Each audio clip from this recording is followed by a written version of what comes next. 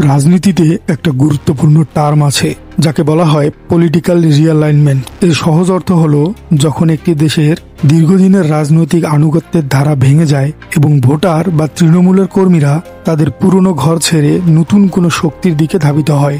এটি একদিনে ঘটে না, কিন্তু যখন ঘটে তখন তার রাজনীতির মানচিত্রই বদলে দেয়। বাংলাদেশে ঠিক এই মুহূর্তটিতে আমরা এই ঐতিহাসিক রিঅ্যালাইনমেন্ট প্রক্রিয়াটি দেখতে পাচ্ছি। এতদিন আমরা দেখতাম দলবল মানেই সরকারি দলে যোগ দেওয়া, কিন্তু এখন দৃশ্যপট ভিন্ন। নরসিংদীতে যা ঘটল তা বিএনপির জন্য এক বড় সতর্কবার্তা এবং রেড অ্যালার্ট। তৃণমূলের ৭৫ জন সক্রিয় নেতাকর্মী যারা এতদিন বিএনপির ঝান্ডা বহন করেছেন তারা আজ দল ছেড়ে যোগ দিয়েছে বাংলাদেশ জামায়াতে ইসলামীতে। কেন এই পরিবর্তন? কেন বিএনপির দুর্গ ছেড়ে তারা জামাতকেই বেছে নিলেন? আজকের ভিডিওতে আমরা বিশ্লেষণ করার চেষ্টা করব কেন জামাতে ইসলামকেই সবাই এত বেশি প্রেফার দিচ্ছে এবং কেন দলে দলে লোক জামাতে ইসলামের দিকেই ধাবিত হচ্ছে।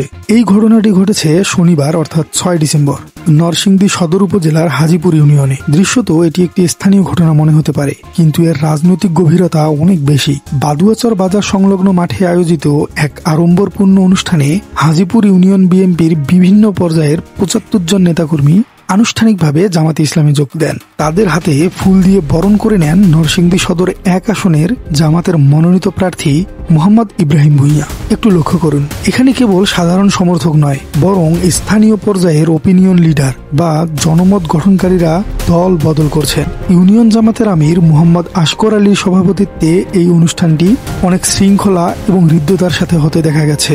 তাই প্রমাণ করে জামাত কেবল উপরতলার নয়, বরং গ্রাসরুট লেভেল বা শেকড় পর্যায়ে তাদের অবস্থান কতটা শক্তিশালী করেছে। অনেকটাই শক্তিশালী করেছে।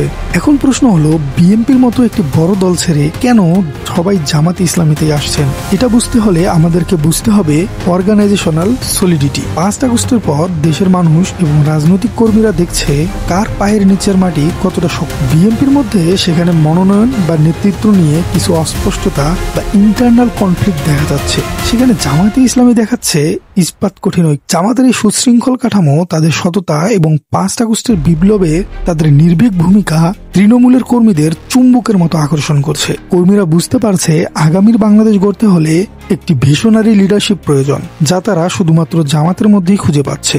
ইব্রাহিম ভূঁইয়া তার বক্তব্যের মধ্যে একটি চমৎকার কথা বলেছেন। তিনি বলেছেন, গণতন্ত্রের পক্ষে থাকার প্রত্যয় ও জামাতের কার্যক্রমে আস্থা রেখেই আপনারা দলে যোগ দিয়েছেন।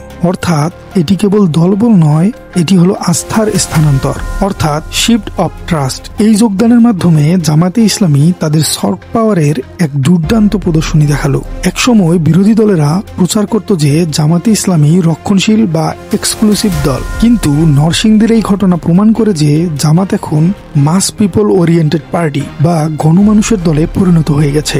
তারা অন্য দলের নেতাকর্মীদের সাদরে গ্রহণ করছেন, তাদের সম্মান দিচ্ছে এবং মূল স্রোতের সাথে মিশিয়ে নিচ্ছে। জামাতের এমপি প্রার্থী ইব্রাহিম ভূঁইয়া যখন নবাগতদের অভিনন্দন জানাচ্ছিলেন, তখন তার বডি ল্যাঙ্গুয়েজ বা বাচনভঙ্গি ছিল একজন প্রকৃত অভিভাবকের মতো। তিনি বুঝিয়ে দিয়েছেন জামাতে আসলে কেউ পর থাকে না, সবাই ভাই হয়ে যায়। এই সেন্স অফ বিলঙ্গিংই হলো জামাতে ইসলামের সব থেকে বড় শক্তি। একটি ইউনিয়নে যখন ৭৫ জন সক্রিয় নেতা দল বদল করে, তখন এর প্রভাব পড়ে হাজার হাজার ভোটের উপর।